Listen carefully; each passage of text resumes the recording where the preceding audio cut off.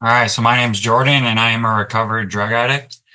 Um, yeah, it's funny. So I'm gonna talk about resentments, but more so about the resentment I had with myself. And the funny thing I was saying to John before this is, where I work is also where I went to treatment, and this room that I'm in to talk about this is where I did my resentment inventory and where I went through that process. So it's really cool to see that, and I go to a group Tuesday night at my sponsor's home. It's a four other men where we meet and we talk recovery. And it was funny because we were talking about the process of being trusted and being able to. And I was asked last minute sort of to come talk on this. And it just made me reflect on the idea that the reason why I'm asked and entrusted to do these things is because I had a spiritual awakening, which the spiritual awakening, a part of it was doing the inventory process because I have all these manifestations from me doing my self will and they're tough and they're deep rooted. But the inventory process really helps me and see the stuff inside of me. And I know it's a very tough, abrasive time, but it's one of those things that bears so much fruit that has enabled me to live this life that I'm living today that I never dreamed of having. Um, so just a little backtrack. The family I was raised in, we never talked about feelings for one. It was just me and my mom and my grandparents growing up, and my grandparents were very old school. And the way my mom would talk would be through crying, screaming, throwing things. It was never like the casual way. That was her way of doing it. And so that's what I was, that's how I grew up. And so in that way, I didn't know what feelings were. And I know I didn't want to say them and show them like my mom did. So I just kept everything in and just kept it inside. But,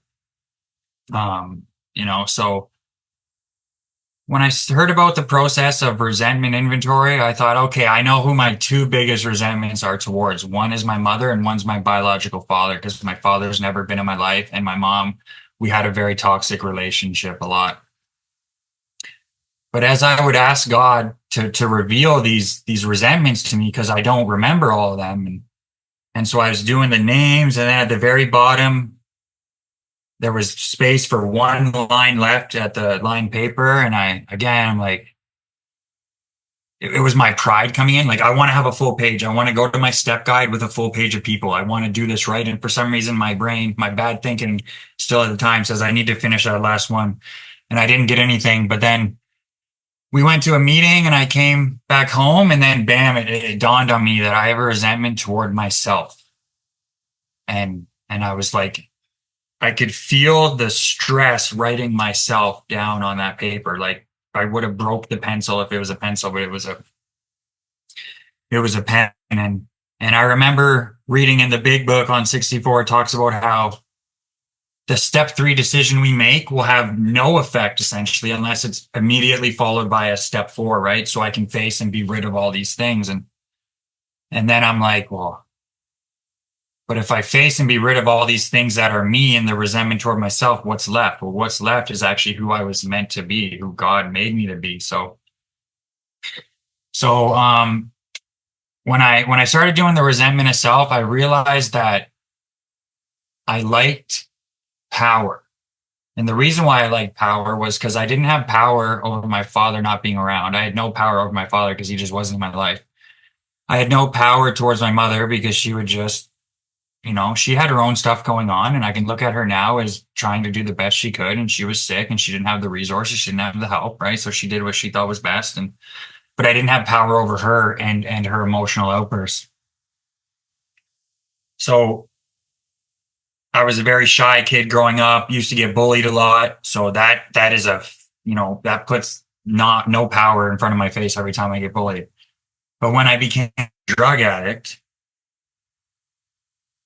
I found a way to get some type of power, right? Because I'm so willing to get power that I'm willing to do anything, which is like literally sacrifice my own body if I had to. So one of the routes I went to get power was to use drugs to get a girl to hang out with me and to have relations with me, because me in addiction, I'm sketchy. I'm angry. I'm all these things that no one wants to do with. And even people who are um, struggling with addiction too usually didn't want anything to do with me. And I can see why, because I was very, very, loose cannon. And so one of the things I used to do would essentially exchange drugs to a female for companionship. And I would do that. And then, we would end up doing drugs together, and we would get high, and then they would eventually leave. And then there go. So my power that I've just acquired, that delusion of power, thinking I have power, but it's not me. It's essentially it's drugs. But then they leave, and now I'm presented with the no power again. And that's what I don't like, because I've had all these injustices done to me in my life where I was powerless. So my whole goal now is to get high and feel powerful. And so what I would do is I would find someone else, give them drugs so they'd hang out with me. And then eventually they would leave me. And it was this constant thing. So it's crazy when I think about it, because I was so selfish and self-centered in my addiction, and I always wanted my solution, but yet I was willing to give half of my bag of solution to someone to acquire this power. So I was seeking my solution, and I was seeking the power, and power essentially was part of my solution. But then you start getting a reputation in a small town where I was from, and especially in the drug world. And it's this idea of, well, I have a delusion, and I have these delusions, and then I see illusions in it, but then reality comes and smacks me in the face, right? So I get the power, but then reality faces me when they leave me and I'm stuck alone. I don't have power. So reality smacks me in the face. So what I do, instead of what a logical person would do, because I have a broken brain, I'm like, okay, I need the power again. So I will it into existence by going and finding someone else. And then it's the same thing going over and over again. And I'm using people, I'm hurting myself, and I'm using people. And and it was the same thing when I was going through it, and I'm looking at the behaviors, and it's tough to look at these things on paper, and but it's so, it gives me that awareness to look at it, that I have an issue with power. Like my self-will makes me play God, and when I play God, it never works, and it affects me and other people. So I figured out the columns, and when I was looking at the harm I did, it was apparent. I didn't have enough lines on the inventory sheets to write it down the way BBA does. But when I looked at the realization, that's when God showed me that the power, I never had the power in me to do this, that the power that he had, like he is all powerful, and that I can tap into that. But the problem is I'm so mired by doing my inventory. My inventory is constantly smacking me in the face, right? It's that idea of like, I like living in delusions, but reality keeps smacking me in the face, right? I got to look at, I look at all these things that I deem I need to be okay, all these roles I've assigned people, but then if they meet them, I'm still not okay. And I remember doing the inventory process and being very, very strong on going to prayer about it, like I never had before, because it was still a very foreign thing to me. But I remember going into prayer a lot about it, not asking for answers, just speaking to this guy I made a decision to, this, because I really struggled with the God idea, because I've heard so many people say Heavenly Father. So I projected my biological father's non-existence. I based that experience onto my one with God. And so that was about I think that was like the 3/4 way through of all the resentments I had to do on myself. And it was refreshing to look at the realization that I didn't have the power. I wasn't meant to have the power, and that's okay. But I have access to the power as long as I stick on this process to do the work, and get all these things and give them up, and it led me to go deeper into my resentment toward my mother, because my mother's passed away she's been passed away since before I got clean. My grandmother, my grandfather. So when I did the resentment inventory on them, I almost felt like it was a disservice to them because they were dead. And I always early on I had a skewed view of what resentment inventory was. I didn't know the second page all had to do with me. I remember reading that the first part was I would say the name, excuse me, and what they did. I was like all for that because like I'm gonna get back to you because when I look back at my life, like anytime a resentment happens in my life, especially when I'm using drugs, is something happens and my first thing I do is I make a vow. So if you punch me in the face, I'm gonna vow to punch you in the face, or I'm gonna vow to ignore you. I'm gonna vow to, talk bad about your name. That's what I do, right? But so it was definitely awkward at first doing the inventory on my mom, my grandmother, and my grandfather because I didn't know how to go about making amends to them because they were dead. Because as an addict, I like to always look ahead.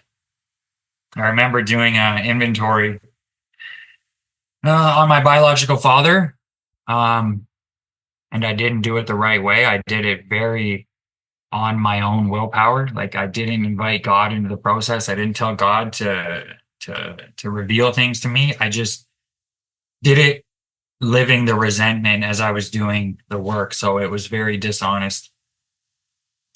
And one thing I did, and one thing I still do, is I know where I work, a lot of people do their inventory and they want to burn their papers and they want to like shred them, or they have this ritual they want to do.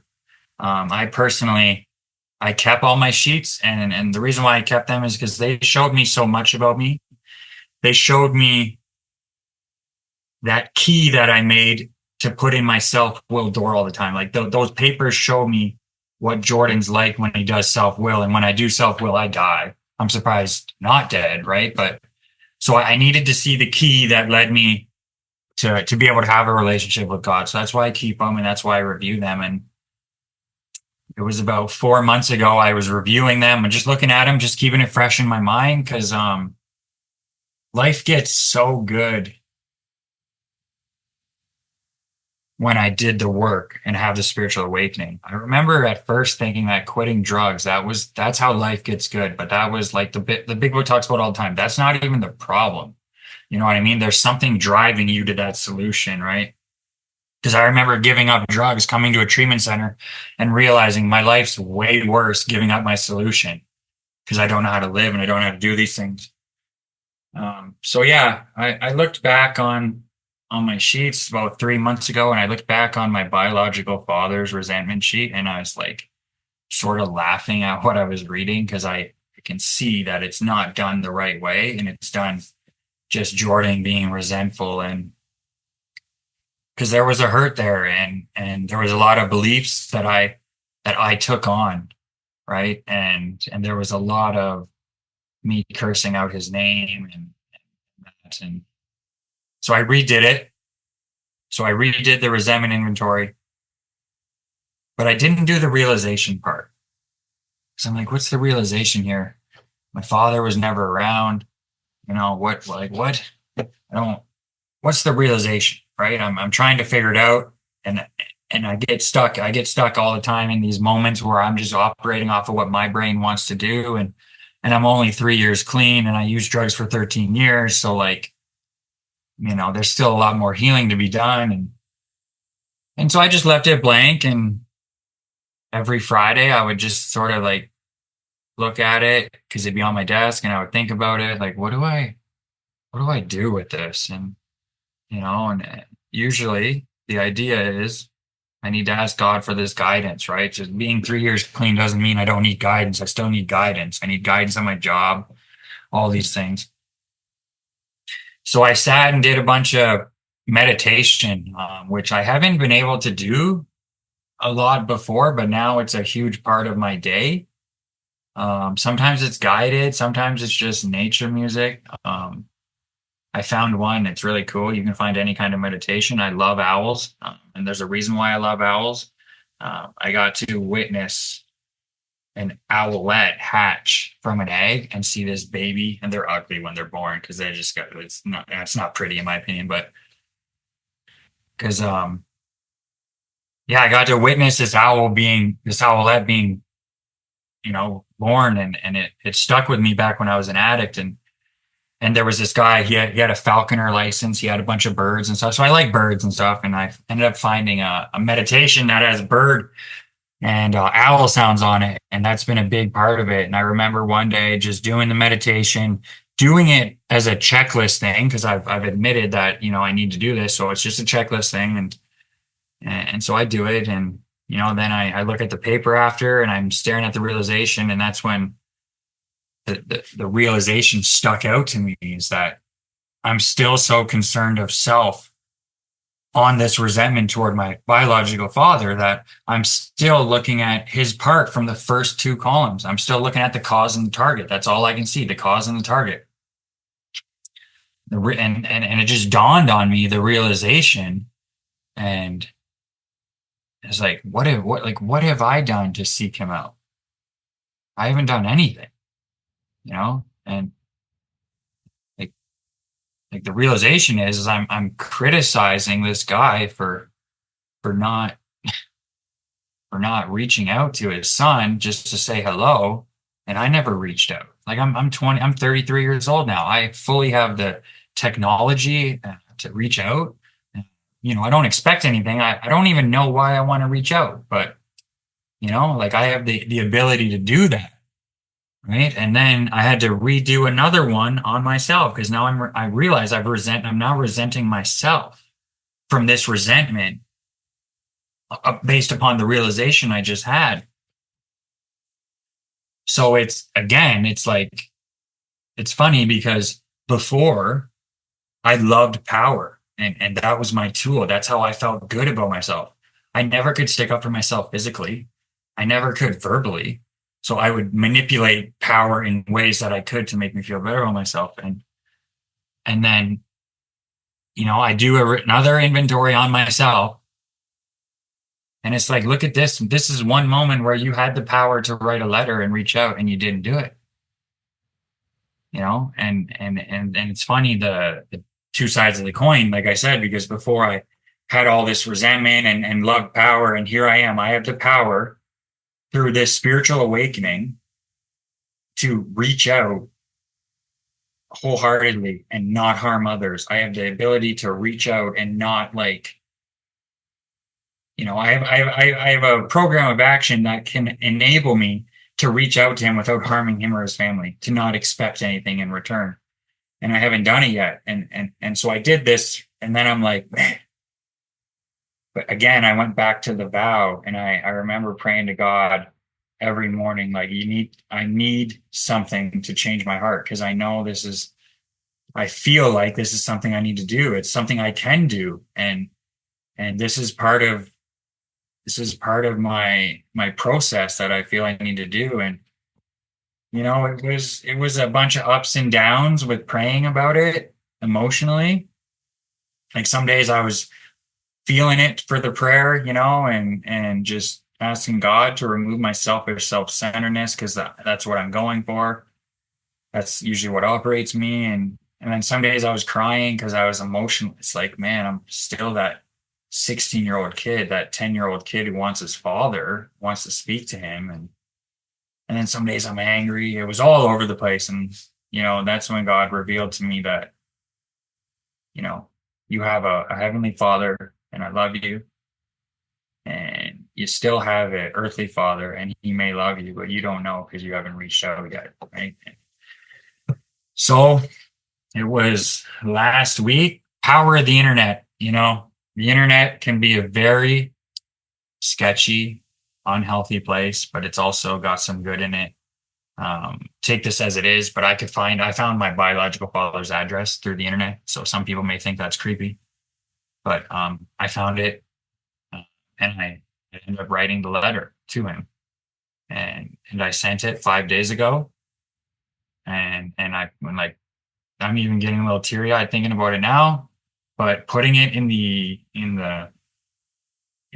mailbox was like that. It's like they say in AA and stuff, that 1,000-pound phone that you can't pick up. That was like a lot for me to put it in there, because once it's in, I can't retract it. So I realized that, and I just threw it in there, jammed my finger to let it go. And I felt this this big weight, more so on the resentment of myself, be lifted, you know? And then I went down the road of thinking about, oh, what's going to happen? And I know that's bad thinking. So it's crazy how I struggle with using and abusing power. I find out in a scenario I didn't use power, and now I'm in a position where I need to rely on the power of God to see me through this and guide me through this, because there's a million different ways that this could results come from the letter, and it's really great because man, I remember someone told me about there's a love letter from your father, and it's a bunch of Bible verses put together in a letter, and it's really beautiful.